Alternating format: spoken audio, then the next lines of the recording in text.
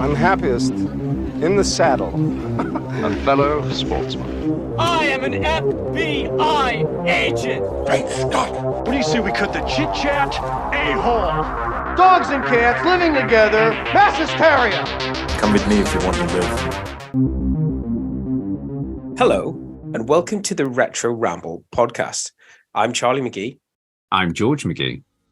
And this time we're covering Willow. We are covering Willow from 1988. George, who gave us this bad boy? Well, it is a George Lucas production, but it is directed by Mr. Ron Howard. That is insane. I didn't know these two worked together. Is it the first and last time they would work together? No, they've worked together before this, which I'll go on to explaining. Okay, I'm sure it's probably obvious, but no, yeah. Ron Howard is actually Chewbacca. I believe him. So, what can people expect to hear today? We're going back to 1988. There's going to be some nice haircuts. Regardless of it being a period piece, there's still going to be things that stink of 80s. But we've got Val Kilmer. We've got. Who else have we got? We have Joanne Whalley, who would become Joanne Whalley Kilmer after this film. We have Warwick Davis. So, of course, of R2-D2 fame. Well, he wasn't R2-D2. He was Wicket. He was one of the Ewoks originally. Claim to fame. Okay. And then he would go on to being in lots of Harry Potters, in various roles in Harry Potter.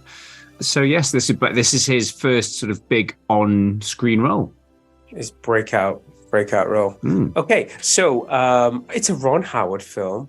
We love Ron Howard. Who doesn't? Even Homer Simpson loves Ron Howard. Well, you say that. He's kind of in a bit of trouble, hot water at the minute, but that's a different story. Okay, we haven't got time for a news section today. Okay, so we're going back to 1988, not 1990 yet. Ron Howard, George Lucas has got his fingerprints all over this, but it was Willow. I think I saw this at the cinema. I felt like that big of a deal coming out. Can you remember? Did you see this at the cinema? Well, we'll get into that in first memories. Okay. But I'll read. So is the trailer good to go? I mean, do we need to do a disclaimer at this stage? If you're listening to this podcast, George and I are brothers. We're reviewing the films we grew up with a similar mentality to the age we were. What else could we say, George? It's a light-hearted look back at the films of our youth. So whilst it is a look back and we look into how the film was made, we'll do a review of the film, so there will be spoilers throughout. As Charlie says, we have a slightly childish approach to it, so there will probably be some bad impressions, as you've already heard, and maybe some colourful language. So just be mindful if you have children listening to this. I like your small people with tiny minds. Yeah, I just feel a bit conscious talking about it in this episode because we're talking about little people, in little people. Yeah, it's got to be little people. Yeah, okay. Yeah, well, I guess we'll get to that. Okay, so without further ado, here it is, Willow, 1988. Hit the trailer, George.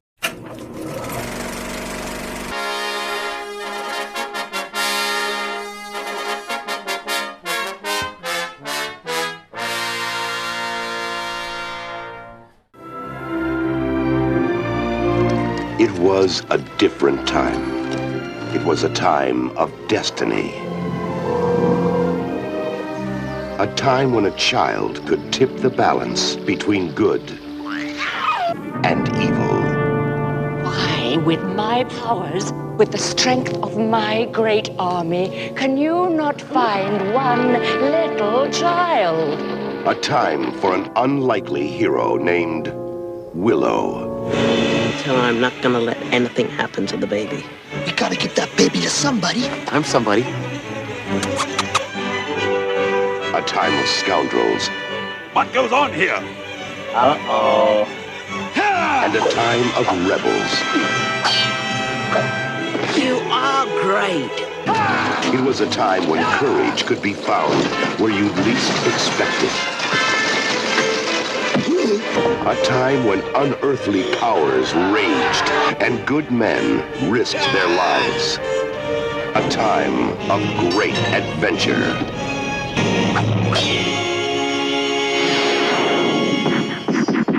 from the creator of Star Wars and the director of Cocoon, Willow.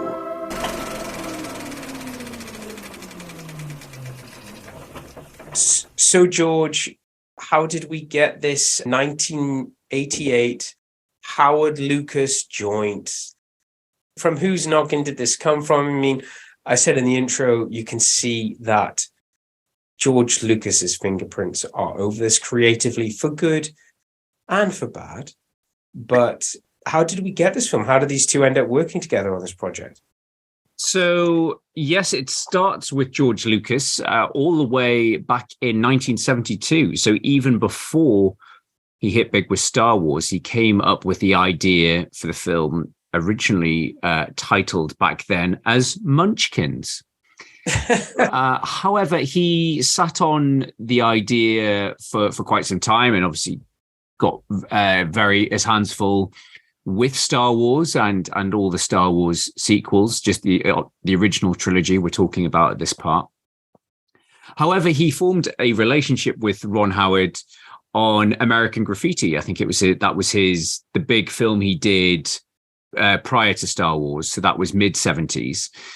And as a lot of people know, Ron Howard was, in Happy Days, but I think American Graffiti was after his time on Happy Days. But following them working together on American Graffiti, they stayed in touch. They stayed good friends.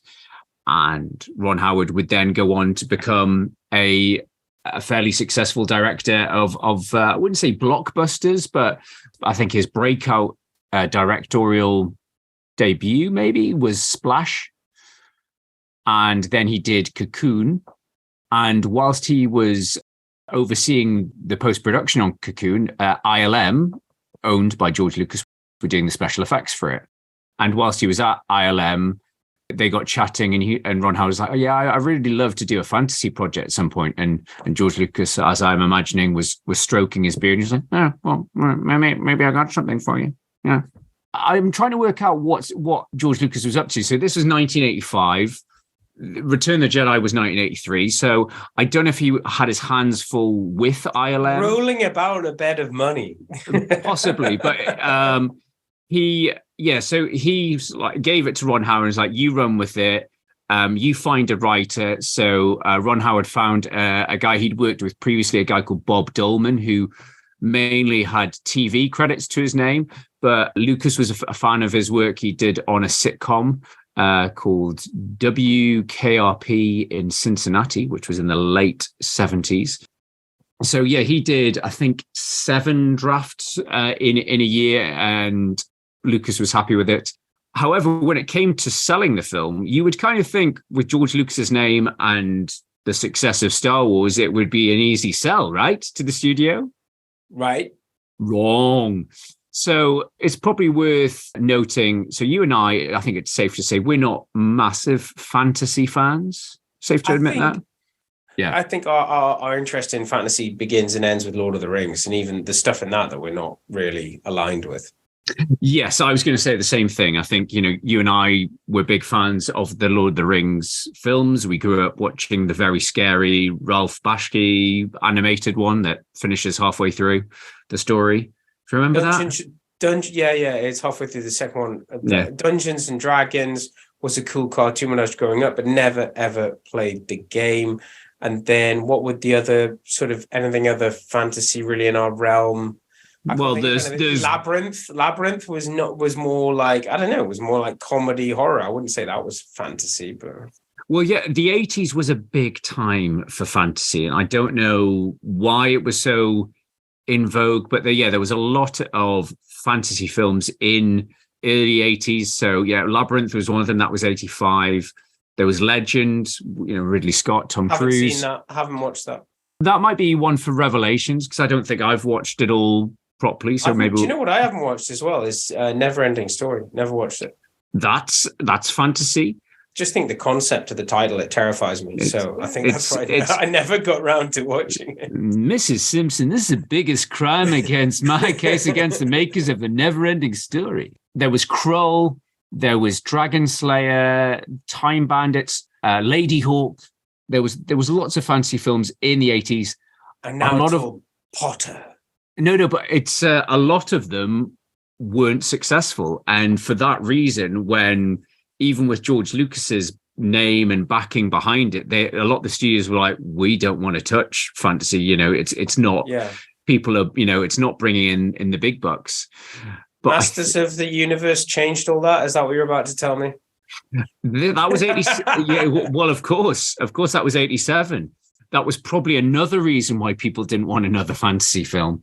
However, George Lucas took it to an old friend that had, I think it was Alan Ladd, who had originally bankrolled Star Wars. He was now at a different studio, and because he goes back with Lucas, he was like, "Yeah, we'll bankroll it." So there you have it. So they got the ball rolling. Filming locations, like with Star Wars, they filmed at Elstree in London. They also filmed a lot in Wales, actually, in a disused quarry in Wales. And then I think for a lot of the snow scenes and mountain scenes, that was in New Zealand. Right. Wow, that's quite a trip, though. Yeah, so I think it was because the time of year they were filming in England, the only place that had snow in the filming schedule was New Zealand. That's why they didn't do the Alps or North America.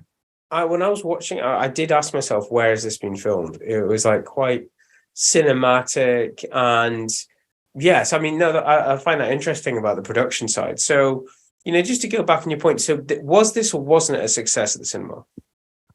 This was a moderate success. I don't think it was the big success that George Lucas had envisioned. And I think a lot of people, again, assumed because it was the George Lucas thing, it was going to be, whether it was hyped up to be the next Star Wars. Yeah. So I think it did all right. I think it, you know, made 3 times its...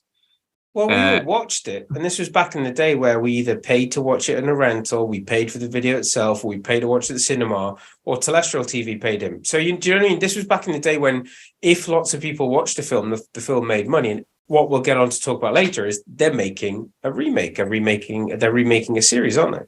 So yes, a reboot cool series, let's call it that. Yeah, but there you go. It's like there's obviously been a conversation. They're like, well, we should do something in fantasy and it should be like this. So, well, we've got this Willow property. Why not develop? Well, it's hilarious. I was watching a trailer for it, one of the original trailers. No, it was the making of, and I'll have to send it to you and we might have to feature it because the opening 30 seconds, it's like, in a time of endless sequels with a number at the end and unoriginal properties comes a brand new original idea from George Lucas. And I'm just like, that's funny how, you know, you can't apply that to it now. You can't just put Roman numerals after a film and expect it to be a success. So, yeah, shall we just jump into the film? So, yeah, in terms of first memories, I do remember us all watching this, our group of friends that we always bang on about, the Glendinings, the Feenies. I remember us watching it all together on video.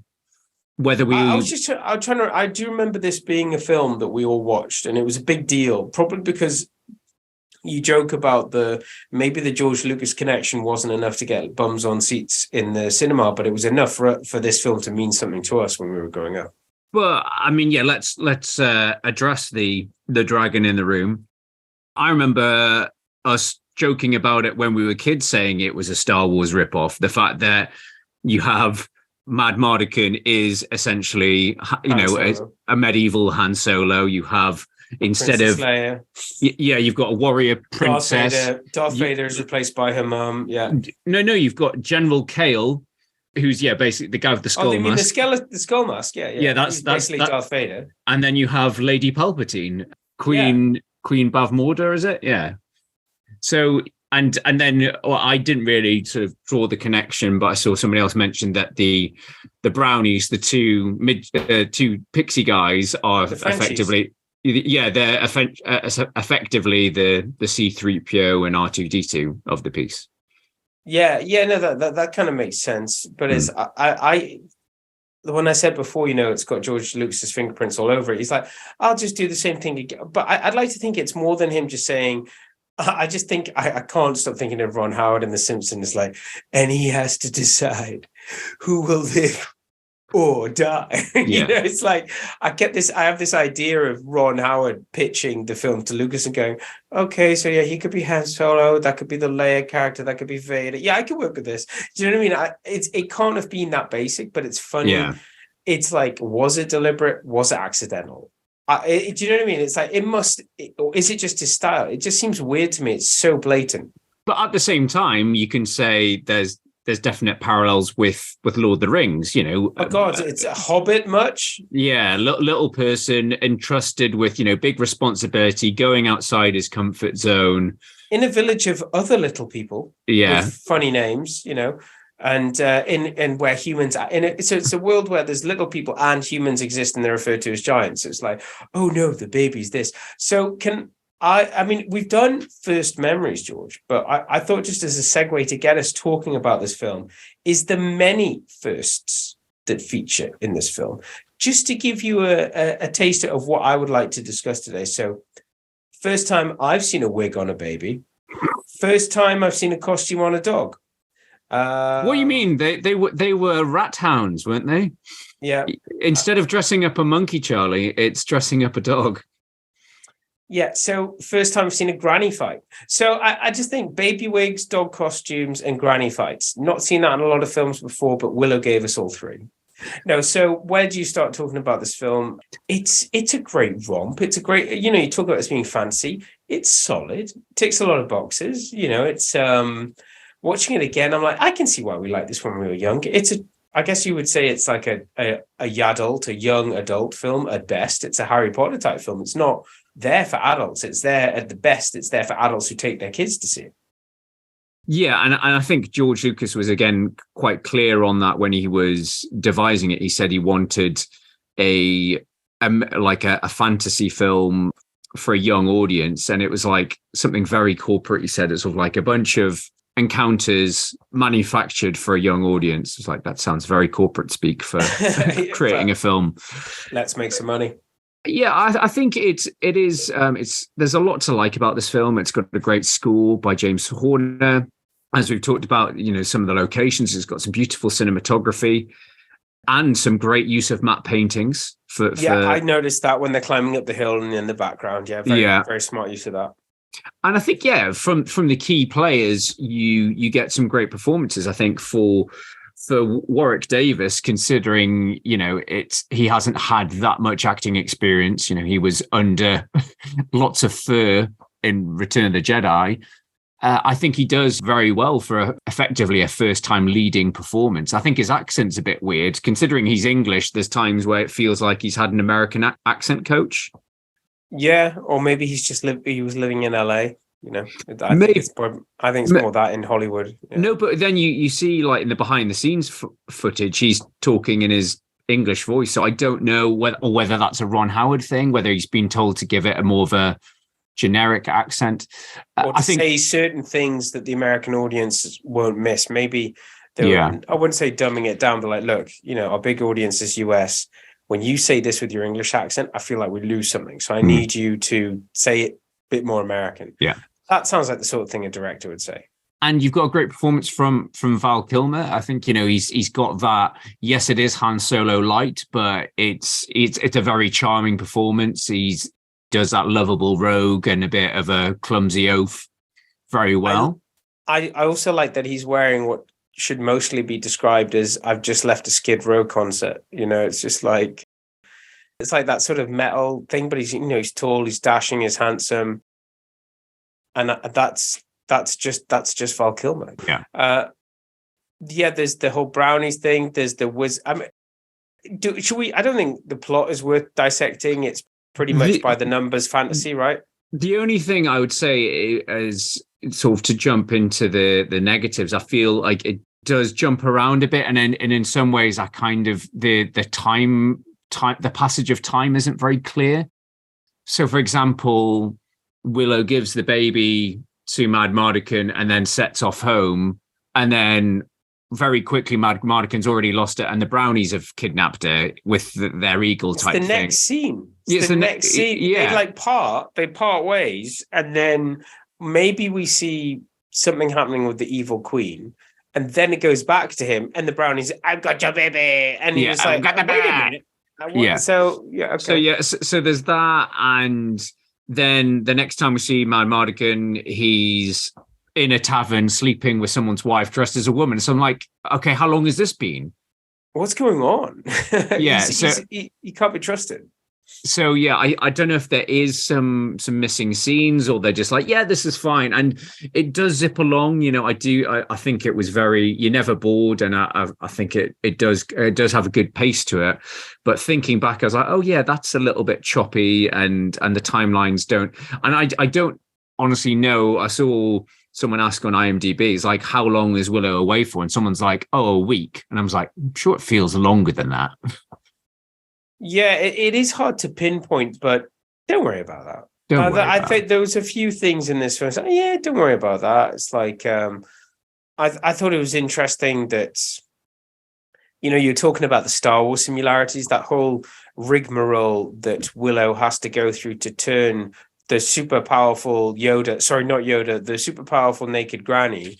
It's kind of like Jedi training. It's like, yeah, no, do this. You're almost getting it. You're almost getting it. It's almost like you're only going to get it in time for Act 3. Well, that's like, it. So effectively, we're dissecting it, but there are some massive similarities with the Star Wars structure. You have effectively two sort of Obi-Wans, because let's not forget, Charlie, you have the head magician in the village at the start. And Wildor! Did you say Gwildor? Gwildor! I can't believe we're talking about Masters of the Universe twice in the same episode, but this was 987. We are in fantasy, and some actor just couldn't get enough work, it would seem. This guy. But I think it's great to see him without all a ton of prosthetics on his, to see him actually expressing with his proper face. He's is him. It wasn't ADR. It wasn't. No, it's the same. It's Billy Barty. It's the same guy. Okay. Yeah, I want to see more stuff of him, and he's hilarious. No, he's got a great little twinkle in his eye, and I think he's. That's the thing I was going to go on to say. I think whilst the main players are good performances on the whole, because I think at the time it was one of the biggest collection of little people, like in terms of acting. I was going to say, you keep saying biggest, George. I think you've got to be, sensitive about this. So yeah, that whole village or party scene, I think, was like 250 little people, and they assembled it from all over, I think, the UK, and it was like the biggest collection for a film or TV set. But I think, some of the trope that leave Willow's Village are a little bit ropey at the acting. It's a little bit OTT, a little bit panto. I was going to say that's the only thing that jived with me watching this again. And even I would accuse Warwick of that a little bit, or maybe it's the child actors he's working with. Well, he was only 17 when he did this. But it's just like, it doesn't matter. That's why I kept saying to myself, it's for kids. We lapped it up back then. But yeah, there is some, but we are really dissecting it now. So we've talked about some of the good, some of the bad. What else should we talk about? Should we talk about the villain or the villains? Is that a guy from Never Say Never Again? Yeah. So so you've got two people from Never Say Never Again. So you have General Kale, the man with the skull mask. That is Pat Roach, who is a legendary stuntman. So he's the bald Nazi that Indy fights on in front of the plane in Raiders of the Lost Ark. Really? Same guy? And he's also the guy that Connery fights in the health club in the gym. Oh, no, so it is the guy I'm talking about. Yeah. Okay, yeah. He was Mr. Superman or Mr. Universe for the UK one year. That's what the joke. Well, maybe I'm remembering this wrong, but that was the in joke about the Bond fight, is that Connery, whatever title Connery used to have, this guy was either used to be. When they have that fight, that's a great fight. The guy can't be stopped until he obviously meets his end, thanks to Connery's urine. Anyway, we'll cover that later on. in a few months. But the other person from Never Say Never Again it's that guy. It's my eye. Don't get smoking gets in Jack's eye. Yeah, it's Jack Patacci. It's Gavan O'Hurley. Jack Patacci from Never Say Never Again. Also the villainous Brad from Superman 3. He was I was going to say, yeah, because you've just now, do you know what music's just playing in my head? It's that music that Fatima Blush plays, in a car. Goodbye, darling. Yeah, it's just, just that. You've started that muscle memory. God, how long is it until we do Never Say Never Again? Well, we're going to do it next year. We're going to do. Oh my God. We're going to do Never Say Never Again versus Octopussy because they're both made the same year, 1983. Okay. So yeah, 40-year anniversary. So yeah, you've got that. We're basically going to spend 2 hours talking about Maximilian, aren't we? Yeah, pretty much. About 5 minutes on Octopussy. And we're back in the room. Okay, so Willow. Oh yeah, we're talking about Willow. I think it's got some, at the time, groundbreaking special effects. They go nuts, don't they, when they're churning that wizard? Okay, I'm going to turn you into a... You can obviously see the ILM and everything. They were really flexing their muscles at this point. Yeah, so I've just recently watched on Disney Plus, there's a fantastic 6-part documentary series called Light and Magic, and it's charting... I've seen it. Have you watched it, or have you just seen it on Disney? No, I mean, I've just seen it on Disney. Okay. It is a bit geeky, but yeah, it's all about the creation of ILM and how George Lucas created it especially for Star Wars. And then once Star Wars wrapped, it was like, well, we need to keep the company going. What work do your mates have? And then it was like, once Spielberg used them, it was like, okay, how do we get out into the industry? And it's really interesting. And then it talks about the transition from stop motion and model making to CGI, and how some of the guys that were working for them for years felt like kind of phased out because they're like, oh yeah, we can just do that in a computer. And they're like, put my models. But yeah, obviously this was a peak time for their special effects. And yeah, as you say, that transformation sequence with the wizard, is it Razel? So yeah, that was a groundbreaking technique. So Dennis Muren, he considered trying to do it with stop motion and animation and doing cutaways. So a bit like they did in American Werewolf. So you're progressing and just keep adding stuff. Yeah, and to give that illusion and cutting away at the right moment, they were going to do that. And he just thought it was going to be too technically challenging. So they started about, okay, well, how can we look at morphing the photo in a computer? And they spent 6 months writing this new software, which essentially, they filmed each animal and the actress doubling for Razel, and then they fed it into this computer program, which would create a smooth transition between each stage. And obviously, they would go on to use it for Last Crusade. I think, with when the guy drinks from the cup and he turns into the skeleton. So they did that transition. And then it would also go on to be, it paved the way for Terminator 2 for some of the T-1000 stuff. That's nuts. And it's amazing how, like, you forget. I can remember being around at Jamie Feeney's and him showing on his, I don't know if it was a Mac or I don't think it was the Amiga, but it was some sort of painting program, and he showed his skills as an artist, drawing cartoons and stuff. But he did this thing where he took a face of a lion and another face, and it blended them together. It like went from one to the other. And I'm talking, this was like 1990, and I was like, wow, it was like, so it's funny to think how far things have come to the stage now when Marvel are making a film. They've got like server farms of like, they've got data centers like churning over things to produce the graphics required in like the recent Spider-Man films and stuff, and the Doctor Strange, the stuff that just looks nuts. They've got like the amount of processing power they've got to make these graphics is nuts. Well, it's the fact that now on a typical film, they have to employ multiple VFX houses to do it. To manage the amount of work. But back then it was just one. ILM would do it for an entire film. ILM also do, to talk about stop motion legend Phil Tippett, the dinosaur supervisor on Jurassic Park. So he did all the stop motion for that 2-headed dragon thing.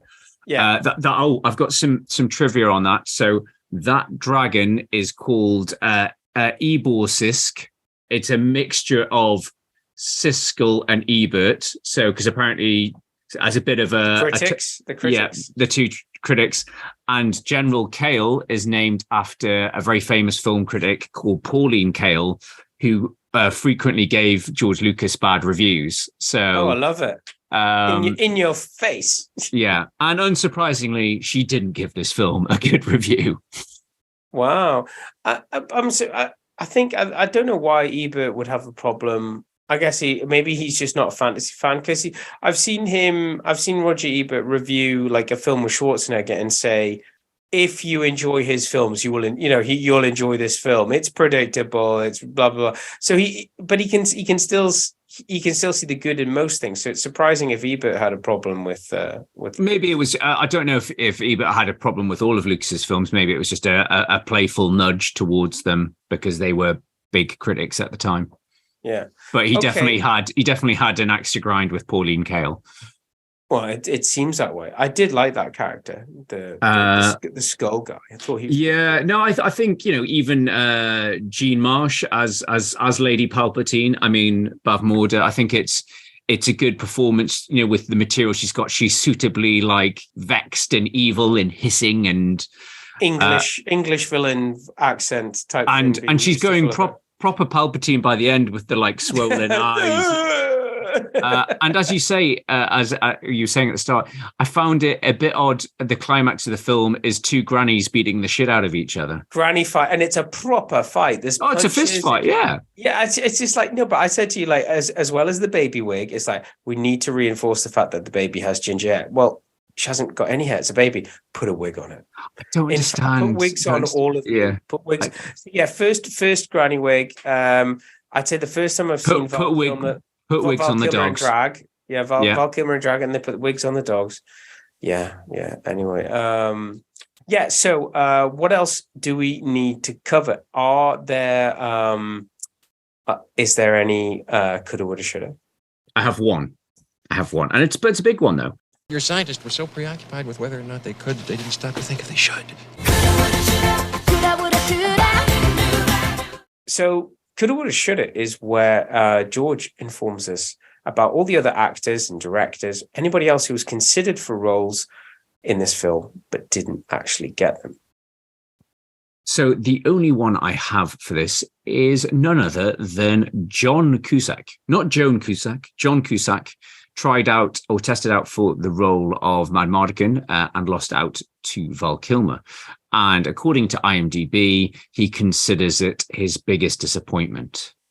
So there you go. What, missing out on it? Yeah. I mean, it's hard to imagine John Cusack. I think he could definitely do it back then. But yeah, it's hard to imagine him having that same sort of cocky swagger as Val Kilmer does. No, I think he's, I don't know. You forget how tall he is. You see in is it Grosse Pointe Blank when he's against Dan Aykroyd, who's not the tallest but not the shortest, and then you see he's quite sizable. So yeah, I could see him being formidable, but Val Kilmer's like 6'2" or something, and it's just Yeah, so there you go. That's all I have. Short but sweet. That's coulda, woulda, shoulda. Okay. Any suspicious spin-offs that we need to be aware of? Isn't that the reason we're doing this? It's because of a suspicious spin-off. Well, before we get to that, there are actually sequel books. So George Lucas decided to continue on the Willow story after I don't think it performed as well as he imagined. He decided to carry on the story in some novels. However, because he was busy with the prequels in the sort of mid-90s, he got a writer called Chris Claremont, who was quite famous for writing a lot of X-Men comics. They got him to write it instead. So I think George Lucas provided the story, but then Chris Claremont would go on to actually write the novels. So they're known collectively as the Chronicles of the Shadow War. And there's Shadow Moon, Shadow Dawn, and Shadow Star, published in 95, 96, and year 2000. However, the books are generally disliked by the fans of the film due to their bleak tone and quick deaths of certain characters from the film. And apparently, George Lucas has since admitted he's not that happy with them and has effectively disowned them. Wow. So good to know about the spin-offs of the books. Good. Nice try. Maybe try again. So yes, the reason we are doing this because we're tapping into that what's topical, what's hot. Disney Plus are round about the time you'll be listening to this podcast, are releasing a sequel series called Willow, which picks up 20 odd years later. I think they haven't really released what's about, but it's Willow and a band of mixed sort of young misfits, and Joanne Whalley is appearing in it. It already shows like how much of a leap between the 98 film and now, just in terms of what you were talking about, the Marvel thing, in terms of the effects, the scope, the scale. It looks really impressive and really makes the film look quaint in comparison, and that's just based on the trailer. Okay. What's the word on the street? Is it going to be good? Because, we've had our hands burnt. We've had some good. We've had some bad. I was talking to somebody the other day that I don't know where you're at with the Lord of the Rings new stuff on Amazon, but I haven't watched it. Apparently it gets better, but by episode 3, I was bored. And it just made me want to go back and watch the Peter Jackson ones. But the word on the street is there's an entirely new generation who haven't seen the Peter Jackson ones, who love streaming, who are lapping it up. So, well, I haven't heard a single person endorse it. I've heard a couple of people say it's okay, but I haven't heard anyone rave about it. The Rings of Power. Talking about why should you do these series? It's like, I didn't get into Game of Thrones. I don't get House of the Dragon seems at a stretch, but like the fans of Game of Thrones are watching it, so. Well, no, that's it. I had a friend at work that was watching both Rings of Power and House of the Dragon. They said House of the Dragon is amazing. It's really well done. And even if you don't like or haven't seen any of the other Game of Thrones, it's really good. But yeah, I think with getting back to Willow, I think it's a bit of an odd one, like that now. How many years later is it? It's 30 odd years later. Is there going to really? Yeah, it's not like Star Wars where there is that established audience.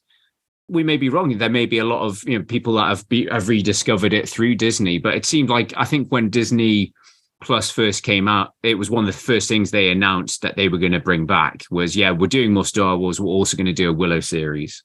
Well, they obviously bought the entire ranch in terms of Lucas's backstory, and like, yep, we can make a series out of that. That's very Disney. That's very Disney. That's very Disney. Let's do it. Yeah. Well, as I say, in this, it does look like they're looking to branch out, because it's a whole band of characters. It's not just Willow and somebody else. It looks like they're making it more of an ensemble.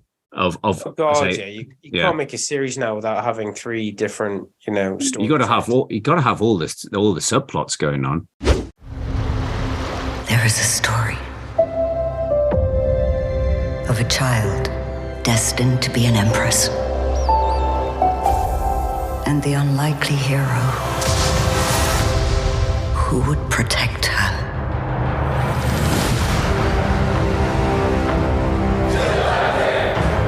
There is a balance between all things. Light and shadow. Good and evil.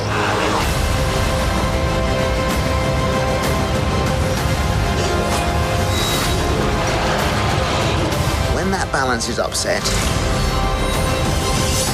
the universe corrects.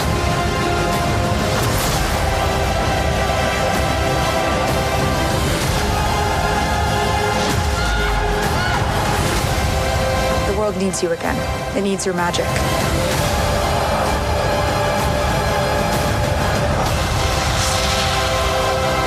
Into the unknown. That's where we must go.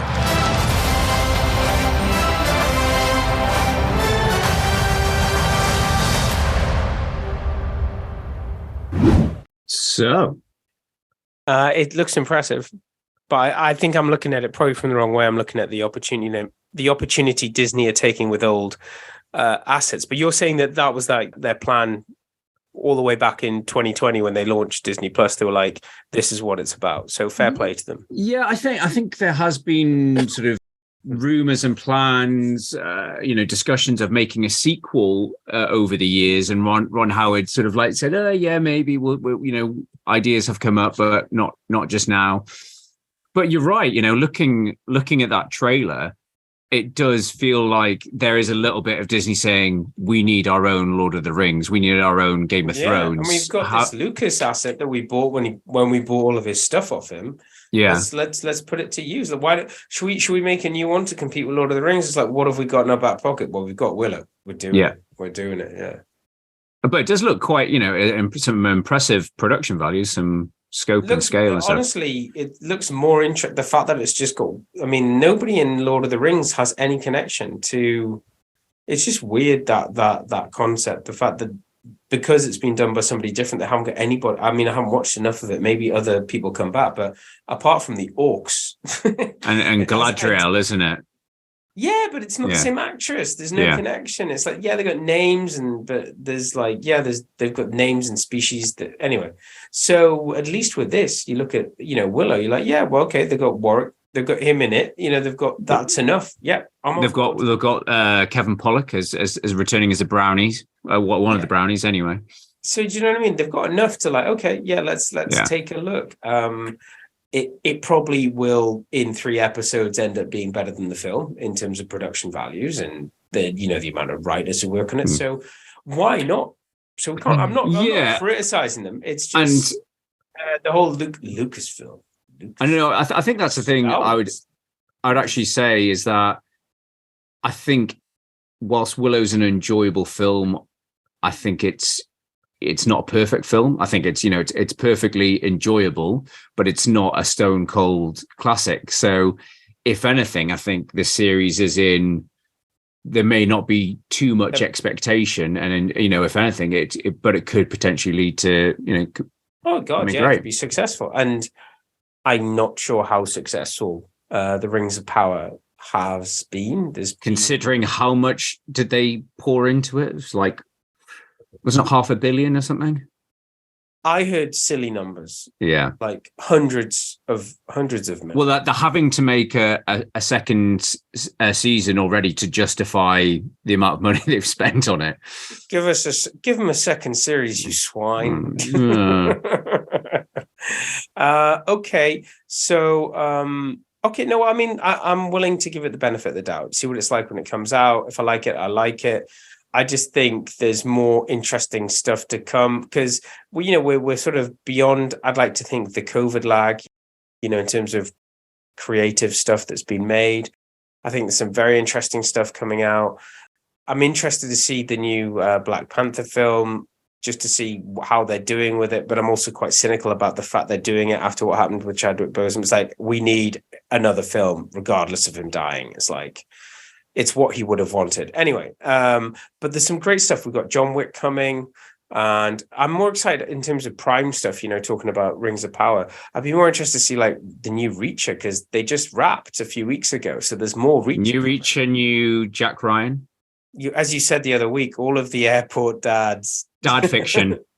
Yeah, absolutely. Okay, so all right. Well, no, it was fun to go back. I did reminisce and made me a little nostalgic. I remember the film being a memorable film, a remarkable film from when we were younger. So it definitely qualifies to be covered on Retro Ramble. If you've not watched it in a while, I guess your kids, Marty, something's got to be done about your kids. I guess kids could like this, maybe.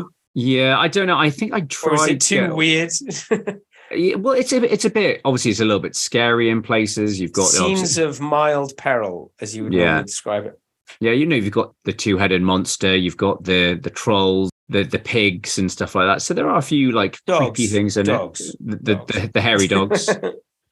Oh God, yeah, no, there's the bit where they all get turned into pigs. Oh my God, yeah, what a nut! That's a totally trippy. Like, sorry. So just before we move off Willow completely.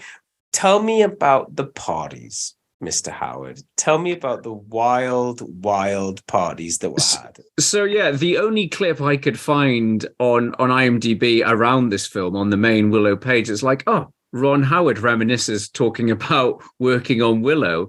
And he just talks about all the like sex parties the little people had when they were filming all the village scenes. He said he walks past a Volkswagen and there was multiple people in it all banging away. I love that. Okay, so we're going to bring all of all of my community, all the little people together, and we're going to shoot a film. It's going to be great. What else can we expect? Lots of. They're very, very horny. Yeah. So yeah, it'll be interesting to see the spike in viewing of Willow on Disney Plus, of people saying, "Oh, the series has come out. I want to familiarize myself with it," or people watching the new series and then saying, "Oh, let's go back and watch it." You and all of Disney. Exactly. Crossing their fingers. I hope it's going to be a success. Just need another hit. Okay, great. Well, that was Ron Howard and George Lucas's Willow from 1988. That was Retro Ramble. George, what can people expect coming up? We're getting very close to Christmas. That's right, Theo. It's a time of miracles. No, we're not doing Die Hard again. We're going to do a Christmas classic, a McGee family favorite. We're going to do National Lampoon's Christmas Vacation. Looking very much forward to that. Have we got anything else exciting to mention? Is it too soon? Should we mention it? No. I think let's keep a lid on that. However, we have an exciting announcement coming up around the end of the year, is all we can say. In terms of guests that might feature, I think that's probably enough said. In other news, so we have our Patreon channel is still going strong. By the time you'll be listening to this, we've done another Retro Ramble Revelations. So that's when Charlie and I review a film that we never saw growing up. So this time we are watching the action classic, ? Showdown in Little Tokyo with Dolph Lundgren and the late, great departed Brandon Lee. We talked about Brandon Lee last month in our Crow episode. And off the back of that, Charlie and I were intrigued to check out some of his other works.